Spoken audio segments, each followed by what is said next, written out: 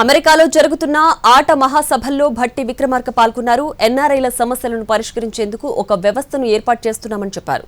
తెలంగాణ వాసులు ప్రపంచంలో ఎక్కడున్నా వారి సమస్యల పరిష్కారానికి కృషి చేస్తున్నానని తెలిపారు.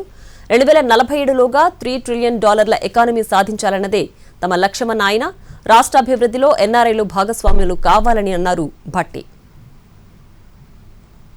కార్యక్రమాలు ఉన్నప్పటికీ వివిధ ప్రాంతాల్లో సుదూర ప్రాంతాల్లో నివాసం ఉంటున్నప్పటికి కూడా ఆటా కార్యక్రమాన్ని ఏర్పాటు చేసుకొని అందరం కలిసి ఈ సమాజాన్ని మరి ముఖ్యంగా ఏ మూలాల నుంచి అయితే మనం వేల కిలోమీటర్లు బయలుదేరి ఇక్కడికి వచ్చామో ఆ మూలాలను కూడా మర్చిపోకుండా సాధించిన ప్రగతిని నైపుణ్యాన్ని అందరం పంచుకొని సమాజానికి అందించాలనేటువంటి ఆలోచనతో మీరు ఏర్పాటు చేసుకున్న ఈ కార్యక్రమం విజయవంతం అయినందుకు అవుతున్నందుకు చాలా సంతోషంగా ఉంది.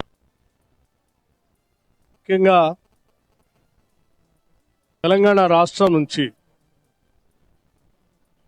ఇక్కడ విచ్చేసినటువంటి మిత్రులందరికీ కూడా కొన్ని విషయాలు ప్రత్యేకంగా మీ దృష్టికి తేవాలన్నటువంటి ఆలోచనతోనే వెనక మేము ప్రదర్శిస్తున్నటువంటి ఏవుని మీరు ప్రత్యేకంగా చూడవలసిందిగా కూడా నేను విజ్ఞప్తి చేస్తా ఉన్నాను.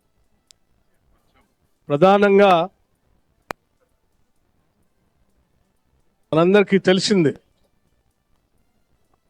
తెలంగాణ రాష్ట్ర ప్రజల యొక్క ఆశలు ఆకాంక్షలు రాష్ట్రం ఏర్పడితే ఆ ఏర్పడిన రాష్ట్రంలో ఉన్నటువంటి వనరులు వ్యవస్థలు అన్నీ కూడా ఆ ప్రజల అభివృద్ధి కోసం ఉపయోగపడాలని కలలు కన్నటువంటి ఆ యువత యొక్క ఆలోచనల్ని మన్నించి ఆనాటి యూపీఏ చైర్పర్సన్ సోనియా గాంధీ గారు ప్రత్యేక రాష్ట్రాన్ని ఏర్పాటు చేయటం జరిగింది. ఏర్పడినటువంటి తెలంగాణ రాష్ట్ర ప్రజల ఆకాంక్షలు నెరవేర్చడం కోసం ఈరోజు పాలనలో ఉన్నటువంటి కాంగ్రెస్ ప్రభుత్వం రాష్ట్ర ముఖ్యమంత్రి రేవంత్ రెడ్డి గారి నాయకత్వంలో ఉన్న వనరుల్ని ఆలోచనల్ని మానవ వనరుల్ని అందరినీ ఒక వేదిక మీదకు తీసుకొని వచ్చి తద్వారా రాష్ట్రాన్ని కేవలం భారతదేశంలో ఉన్నటువంటి రాష్ట్రాలతో కాదు ప్రపంచంలో అభివృద్ధి చెందినటువంటి దేశాలతో తెలంగాణ రాష్ట్రాన్ని పోటీ పడేటట్టుగా చేయాలనేటువంటి ఆలోచనతో అనేక కార్యక్రమాలు ఈరోజు రాష్ట్రంలో చేపట్టాం. అందులో భాగంగా బహుశా మీ అందరికీ తెలిసి ఉండి ఉంటుంది, మూసీ నది హైదరాబాద్ నగరంతో పరిచయం ఉన్నటువంటి వాళ్ళందరికీ తెలిసి ఉండి ఉంటుంది. ఈరోజు ప్రపంచ ఖండాంతరాలు దాటి వచ్చినటువంటి మీ అందరూ అనేక నగరాల్లో ప్రవహిస్తున్నటువంటి ఆయా నదుల యొక్క జీవాన్ని ఏ రకంగా వాడుకుంటూ అన్నారో ఆ నగరాల్లో ప్రత్యేకంగా చూసి ఉంటారు. థేమ్స్ రివర్ లాంటి రివర్ పక్కన ఉన్నటువంటి అనేక సౌధాలు, వెస్ట్ మినిస్టర్ లాంటి పార్లమెంటు భవనం, అక్కడ ఉన్నటువంటి అభివృద్ధి కూడా చూసి ఉంటారు. అదే స్థాయిలో హైదరాబాద్ నగరంలో దాదాపు 56 కిలోమీటర్లు ప్రవహిస్తున్నటువంటి మూసీ నదిని ప్రక్షాళన చేసి రిజర్వేషన్ చేసి ఫ్రెష్ వాటర్తో ఫ్లో చేస్తూ ఆ నగరానికి మణిహారంగా మూసీ నదిని రిజర్వేషన్ చేయాలనేటువంటి ఆలోచనతో ఈరోజు ప్రభుత్వం ముందుకు పోతుందని మీ అందరికీ చెప్పడానికి చాలా సంతోషిస్తా ఉన్నాను. ఈరోజు మూసీ రిజర్వేషన్ ఏ రకంగా అభివృద్ధి చెందుతుందో కూడా మీరు ప్రణాళికాబద్ధంగా మీకు చూపించడానికి ఒక చిన్న ప్రయత్నం కూడా చేశాం. అలాగే ఈరోజు హైదరాబాద్ నగరానికి ఆనాటి పాలకులు, ఆనాడు కాంగ్రెస్ ప్రభుత్వం ముఖ్యమంత్రిగా ఉన్నటువంటి డాక్టర్ వైఎస్ రాజశేఖర రెడ్డి గారు హైదరాబాద్ నగరం చుట్టూ నిర్మించినటువంటి ఔటర్ రింగ్ రోడ్ కానీ ఇంటర్నేషనల్ ఎయిర్పోర్ట్ కానీ ఈరోజు తెలంగాణ రాష్ట్రానికి ఒక పెద్ద ఆస్తులుగా ఉన్నాయి. ఆ ఔటర్ రింగ్ రోడ్డు నుంచి తెలంగాణ రాష్ట్రంలో ఉన్నటువంటి మిగతా జిల్లాలన్నింటినీ కలుపుతూ మరొక రీజనల్ రింగ్ రోడ్ని RRRని కూడా ఈ ప్రభుత్వం ప్రణాళికాబద్ధంగా ముందుకు పోతాం. ఆ ట్రిపుల్ ఆర్ ఉన్నటువంటి రీజనల్ రింగ్ రోడ్తో ఇప్పుడున్నటువంటి ఔటర్ రింగ్ రోడ్ను అనుసంధానం చేస్తూ 36 రేడియల్ రోడ్స్ 36 రేడియల్ రోడ్స్ని ఈరోజు ప్లాన్ చేసి ముందుకు తీసుకొని పోతా ఉన్నాం. అట్లాగే హైదరాబాద్ నగరంలో ఉన్నటువంటి ప్రజలకి తెలంగాణ రాష్ట్రానికి సంబంధం ఉన్నటువంటి వాళ్ళందరికీ తెలుసు, హైదరాబాద్, సికింద్రాబాద్, సైబరాబాద్ ఈరోజు మరో మహానగరాన్ని ఈరోజు హైదరాబాద్ ఆనుకొని ఒక ఫ్యూచర్ సిటీని నిర్మించబోతా ఉన్నాం. ఆ ఫ్యూచర్ సిటీ సంబంధించినటువంటి వీడియోని కూడా బ్రదర్స్ ఏవీని ఆన్ చేయవలసిందిగా నేను విజ్ఞప్తి చేస్తా ఉన్నా. అలాగే ఆ ఫ్యూచర్ సిటీతో పాటు మీ అందరికీ ఇక్కడికి వచ్చినటువంటి మిత్రులందరికీ నేను ప్రత్యేకంగా ఈ విషయాలు మీ అందరి దృష్టికి ఎందుకు తీసుకొని వస్తా ఉన్నానంటే, ప్రధానంగా ఏ రాష్ట్రమైనా అభివృద్ధి చెందాలంటే ఆ రాష్ట్రానికి ఉన్నటువంటి మానవ వనరులకు సంబంధించిన ఆ మానవ వనరులకి అందించాల్సిన విద్యా వ్యవస్థని బాగు చేసుకోవాలి.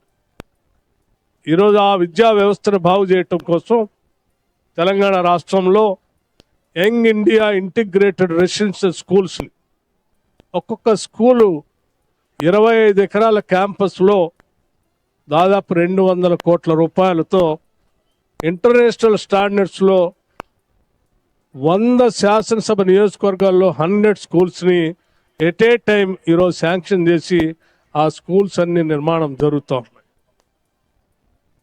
విద్యా విధానం ఆ విద్యతో అందించినటువంటి అనేక రకాలైనటువంటి సపోర్ట్ సిస్టంతోనే ఈరోజు వేలాదిగా ఆ పరిసర ప్రాంతాల్లో ఉన్నటువంటి ప్రజానీకం నుంచి పుట్టి వచ్చినటువంటి బిడ్డలు ఈరోజు చదువుకొని హైదరాబాద్ దాటి అమెరికా దాకా వచ్చి ఈరోజు ప్రపంచాన్ని కూడా శాసించే స్థాయికి ఎదిగారు. అలా శాసించే స్థాయికి భవిష్యత్తులో కూడా ఎదగటం కోసమే ఈనాటి తెలంగాణ రాష్ట్ర ప్రభుత్వం విద్య పైన ప్రత్యేకంగా దృష్టి సారించి ముందుకు పోతా ఉన్నాం. అట్లాగే హెల్త్, అట్లాగే ఇన్ఫ్రాస్ట్రక్చర్ పెద్ద ఎత్తున ఈరోజు మూసీ రిజర్వేషన్ కానీ, ఫ్యూచర్ సిటీ కానీ, రీజనల్ రింగ్ రోడ్ కానీ, అనేక క్లస్టర్స్ కానీ ఏర్పాటు చేసి ఈరోజు ప్రపంచవ్యాప్తంగా ఉన్నటువంటి పారిశ్రామికవేత్తలందరినీ కూడా ఆహ్వానిస్తూ ఉన్నాం. అందులో ఈ మధ్యనే గ్లోబల్ సమ్మిట్ ఏర్పాటు చేసి ముందు పోతున్నటువంటి విషయం కూడా మీకు తెలుసు. అక్కడికి మీరు వచ్చి ఇన్వెస్ట్ చేసి పారిశ్రామికంగా మీకున్నటువంటి విజ్ఞానాన్ని, మీకున్నటువంటి ఇతర మేధస్సుని తెలంగాణ రాష్ట్ర ఏర్పాటు చేసుకోవటానికి ప్రభుత్వ పరంగా కావలసిన వ్యవస్థలన్నీ కూడా వ్యవస్థీకృతం చేసి ఉంచాం. సింగిల్ విండో విధానంతో ఎవరు ఏ ఇన్వెస్టర్ అక్కడికి వచ్చినా ఆహ్వానించడానికి రాష్ట్ర ముఖ్యమంత్రి రేవంత్ రెడ్డి గారు ఈరోజు మీ అందరికీ ప్రత్యేకంగా విజ్ఞప్తి చేయమని నన్ను ప్రత్యేకంగా ఇక్కడికి పంపించారు. మిత్రులందరికీ నేను చెప్పదలుచుకున్నది ఒక్కటే, 1000 కిలోమీటర్లు మీరు దాటి ఇక్కడ దాకా వచ్చారు. మీరు ఈరోజు ఉన్నత శిఖరాలకు ఎదిగినటువంటి మీ మేధస్సుని ఏ మూలాల నుంచి అయితే వచ్చామో, ఏ గ్రామాల నుంచి అయితే వచ్చామో, ఆ గ్రామాల అభివృద్ధి కోసం, ఆ రాష్ట్ర అభివృద్ధి కోసం మీ సహాయ సహకారాలన్నీ కూడా అందించవలసిందిగా నేను విజ్ఞప్తి చేయటమే కాకుండా, మీరు చేసే ప్రతి పనిలో ఈనాటి తెలంగాణ రాష్ట్ర ప్రభుత్వం వెన్నంటి ఉంటుందని, మీరు ఎప్పుడు ఏ రకంగా తెలంగాణ రాష్ట్రానికి వచ్చి మీరు ఏ రకమైనటువంటి అభివృద్ధికి సంబంధించిన ఏ కార్యక్రమం చేపట్టినా, సామాజిక పరమైనటువంటి ఏ కార్యక్రమం చేపట్టినా ప్రభుత్వం తరఫున సదా సిద్ధంగా ఉందని మీ అందరికీ నేను మనస్ఫూర్తిగా తెలియజేస్తా ఉన్నాను. అలాగే మిత్రులారా, ఈరోజు మీరందరూ కుటుంబాల సమేతంగా ఇక్కడికి వచ్చి ఈ సంబరాలు చేస్తూ కొన్ని విషయాలు కూడా రాష్ట్ర ప్రభుత్వ దృష్టికి తీసుకొని వచ్చారు. ఎన్ఆర్ఐస్గా మాకున్నటువంటి సమస్యల్ని రాష్ట్ర ప్రభుత్వ దృష్టికి తీసుకొని వస్తే వాటిని పరిష్కరించడానికి ఒక ప్రత్యేకమైనటువంటి వ్యవస్థ కావాలని కూడా అడిగారు. ఇప్పటికే రాష్ట్ర ప్రభుత్వం నుంచి ఆలోచన చేస్తూ ఉన్నాం. ఎన్ఆర్ఐస్ సంబంధించినటువంటి ఏ అంశం, ఏ సమస్యని రాష్ట్ర ప్రభుత్వం దృష్టికి తీసుకొని వచ్చినా దాన్ని పరిష్కరించడం కోసం ఒక వ్యవస్థని, ఒక గవర్నమెంట్ తరఫు నుంచి లీగల్ స్టేటస్తో కూడినటువంటి ఒక వ్యవస్థను ఏర్పాటు చేస్తూ ఉన్నాం, చేయబోతున్నాం. ఆ వ్యవస్థ దృష్టికి తీసుకొని వస్తే ప్రపంచంలో ఎక్కడ తెలంగాణ వాసులు ఉన్నా, ప్రపంచవ్యాప్తంగా తెలంగాణ వాసులు ఎక్కడ ఉన్నా వాళ్ళకున్న సమస్య ఆ రాష్ట్రంలో ఉన్నటువంటి వాళ్ళ తల్లిదండ్రుల గురించి కానీ లేకపోతే వాళ్ళ సమస్యల గురించి కానీ ఆ వ్యవస్థకి సమస్యకు తీసుకొని వస్తే ఆ సమస్యను పరిష్కారం చేయటం కోసం కూడా రాష్ట్ర ప్రభుత్వం సిద్ధంగా ఉందని మరొకసారి మీ అందరికీ హృదయపూర్వకంగా మీ అందరికీ తెలియజేస్తూ, అంతిమంగా రాష్ట్రం ఈరోజు తెలంగాణ రాష్ట్రం పురోగతి మా అందరి ఆలోచన ఒకటే. 2047 కల్లా $3 ట్రిలియన్ ఎకానమీతో తెలంగాణ రాష్ట్రం ప్రపంచవ్యాప్తంగా ఉన్నటువంటి అభివృద్ధి చెందిన దేశాలతో పోటీ పడే స్థాయిలో కావలసిన విధంగా ప్రణాళిక తయారు చేసుకొని ముందుకు పోతుంది.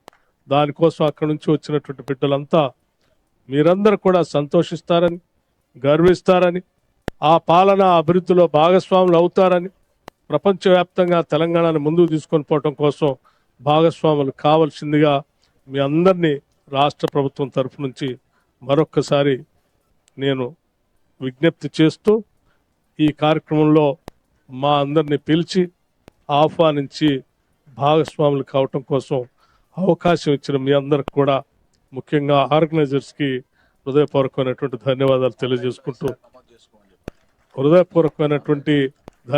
తెలియజేస్తూ ముగిస్తూ ఉన్నాను.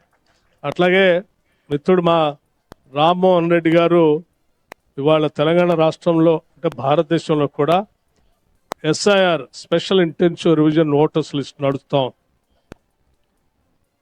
తెలంగాణ రాష్ట్రంలో ఉన్నటువంటి పౌరులు ప్రపంచంలో ఏ నలుమూలలో ఉన్నా ఆన్లైన్లో కూడా వెబ్సైట్ ఉంది, ఆన్లైన్లో కూడా మీ ఓట్ని రిజిస్టర్ చేసుకునే విధమైనటువంటి ప్రక్రియని ఏర్పాటు చేశారు. చేసుకోవాల్సిందిగా కూడా మీ అందరికి విజ్ఞప్తి చేస్తూ మరొకసారి ధన్యవాదాలు తెలియజేస్తూ